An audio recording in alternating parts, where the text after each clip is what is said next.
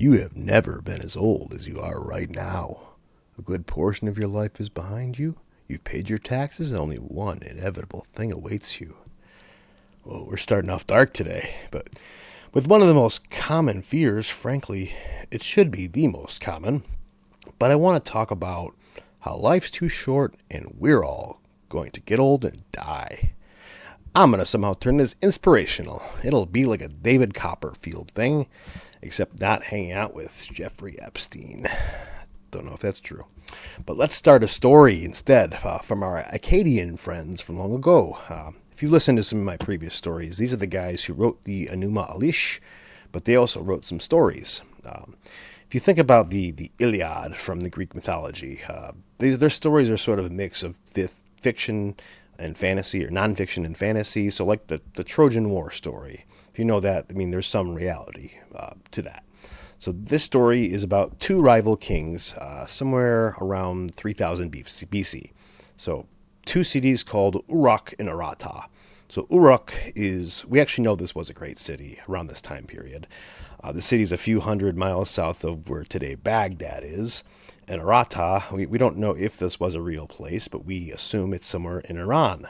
So when Saddam fought his little war against the Ayatollah in the 1980s, it was really a sequel to this war. Cool.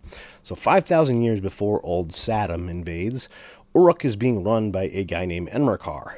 It's a cooler name than Saddam by far. Enmerkar is a great king. He likes building cool shit like shrines to Enki. Remember Enki? So these Urukai, is that what we call them? The guys from Lords of the Rings? Anyway, these Uruk people, they're good builders, but their palace needs gold and jewels, and they can't find any. So their neighbors to the north, these guys are all blinged out. They have all kinds of gold and jewels because that shit grows there, I guess, or whatever. So Enmerkar asks the Lord of Arata to give him some bling to give to Enki, or for their shrine to Enki, but Arata wants to bling up their own grills.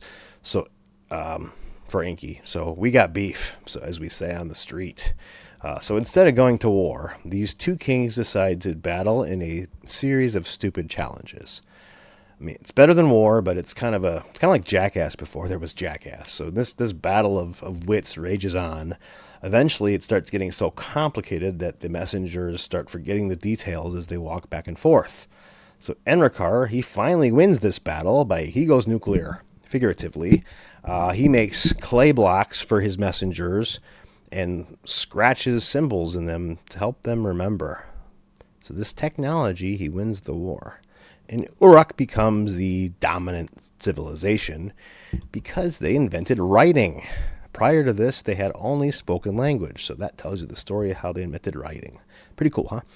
But one minor detail in the story is actually why I brought it up. They mention in passing how Enki scrambled their languages. So these people couldn't talk to each other. Now, we don't have the actual story from Enki, but they knew the story. So I mentioned a lot that some of the Old Testament stories come from these stories, but there's a story in Genesis called the Tower of Babel. So real briefly, humans were all working on this massive tower to the heavens, and God scrambled all of their languages so they would spread the earth and quit building a tower. So this is probably what became of the Enki story. So we don't have the details of the story, but it tells us a little about Enki. He seems like a good guy, cares about us, but he's a trickster, as they call him. He helps us, but then he hinders us to control us.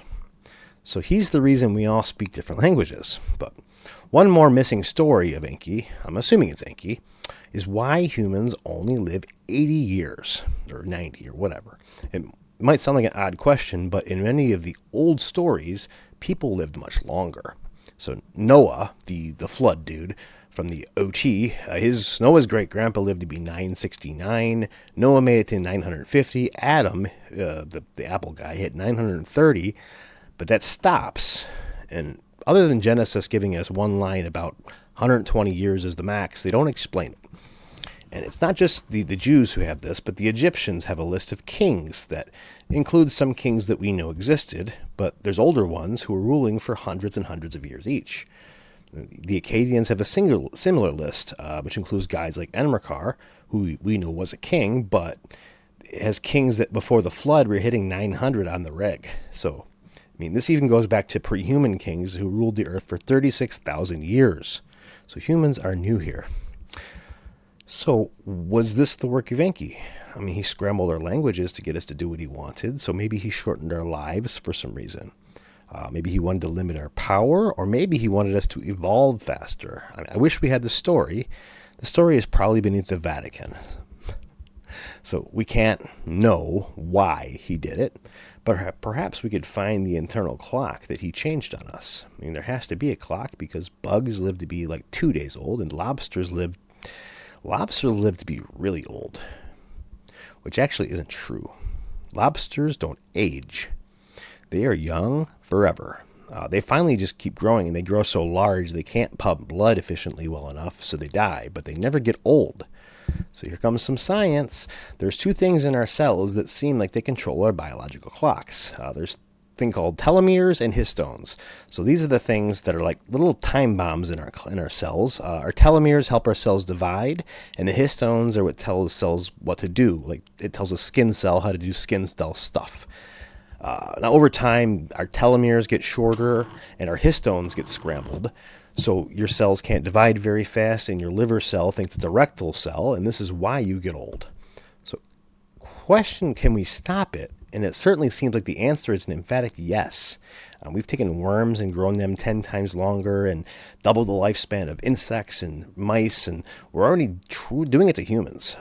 There's fewer than 100 they've done it on, but there's a ton of biotech companies spending a lot of money developing this stuff. So if you ask if we should, before we even answer if we should, it doesn't matter. Let's just know that it doesn't matter if we should, because we will. We can't stop it. So embrace the new normal is all I'm saying.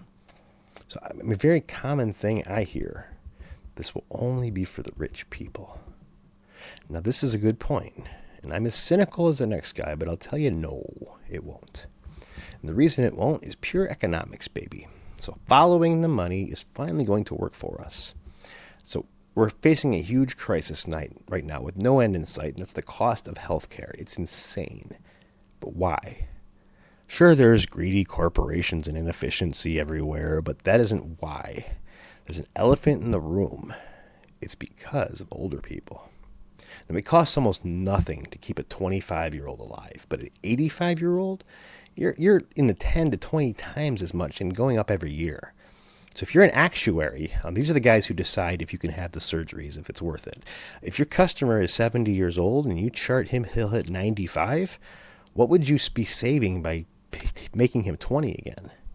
I did the math, and it's about $1.5 million per person they'll save. So that becomes a very easy math problem. So like I said, it's going to happen, and it's going to be readily available. Like I said, it will be the new normal. And don't be scared. It'll be great. Think about this. It takes us 20 years to grow a human, and we spend all that money and education and effort, and he wants to retire at 60 just to enjoy a few years. That's effort that's just wasted. And if we could have a few centuries of productive life, how much more could we get done? I mean, we'll have to rethink retirement. I mean, maybe we can take more sabbaticals or change careers. After 100 years of being a lawyer, maybe I want to change and be an astronaut. Why not? You have the time. Our world would be populated by everybody with wisdom. I mean, imagine how it will change everyone's perspective when they've been around for centuries.